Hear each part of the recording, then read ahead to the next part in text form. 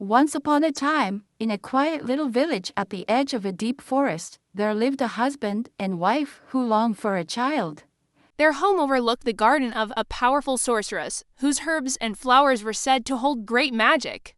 One day, the wife, gazing longingly into the sorceress's garden, saw a patch of fresh, green rampion, a leafy plant, so tender and sweet it made her hunger grow with each passing day. Her craving became unbearable. She turned pale and weak, whispering to her husband, "If I cannot taste that rampion, I fear I will die." The husband, loving her dearly, could not bear to see her suffer. One night, under cover of darkness, he climbed over the high wall into the sorceress's garden. There he gathered a handful of rampion and brought it to his wife, who ate it greedily and found her strength renewed. But her craving grew stronger still, and the next night the husband returned to steal more. This time, however, the sorceress was waiting. With a terrible cry, she appeared before him, her eyes blazing and her voice sharp as a knife. "How dare you steal from my garden, thief? You shall pay with your life." The man fell to his knees, trembling. "Mercy, great sorceress, my wife is with child, and she craved your rampion so desperately that she grew ill.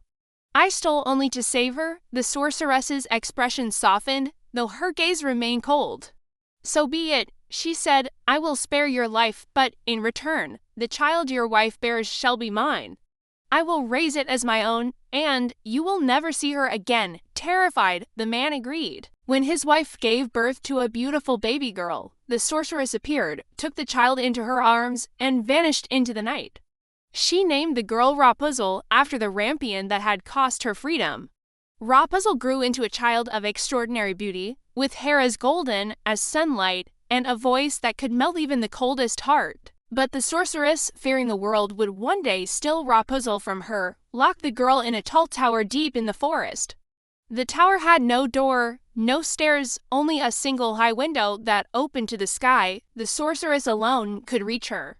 Each time she wished to enter, she called from below, "Rapunzel, Rapunzel, let down your hair." And Rapunzel, hearing the command, would unwind her long, golden tresses. The hair fell in a shining cascade, reaching the ground like a silken rope, and the sorceress would climb up to her imprisoned child.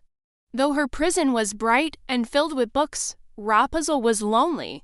She spent her days singing at the window, her voice drifting like a songbird's across the forest.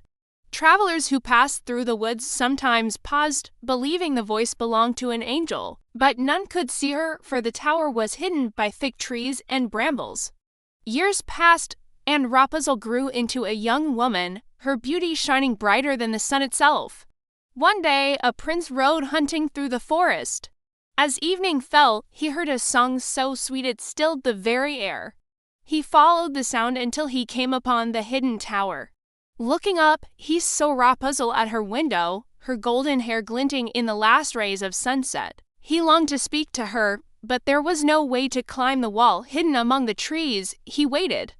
Soon the sorceress arrived and called, "Rapunzel, Rapunzel, let down your hair." To his amazement, the maiden dropped her shining braids, and the sorceress climbed up. When she departed, the prince remained in the shadows, pondering. The next day, he returned and, standing at the base of the tower, called in a clear voice, "Rapunzel, Rapunzel, let down your hair." The braids fell, and the prince climbed up. When he reached the window, Rapunzel gasped in surprise at the stranger before her. At first, she trembled with fear. "Who are you? How did you come here?" The prince bowed deeply. "I am your friend, fair maiden. I heard your song, and it touched my soul. I could not rest until I saw you with my own eyes." Rapunzel's fear melted as she looked into his kind eyes. They spoke for hours, and laughter filled the tower for the first time. Day after day, the prince returned. They shared stories, songs, and dreams, and soon their hearts grew bound by love. "Rapunzel," the prince whispered one evening, "will you be my wife?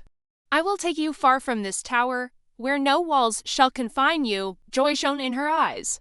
"Yes," she replied, "but how the sorceress climbs my hair if I were to descend, she would surely know." The prince thought for a moment. "Each night I will bring you a skein of silk.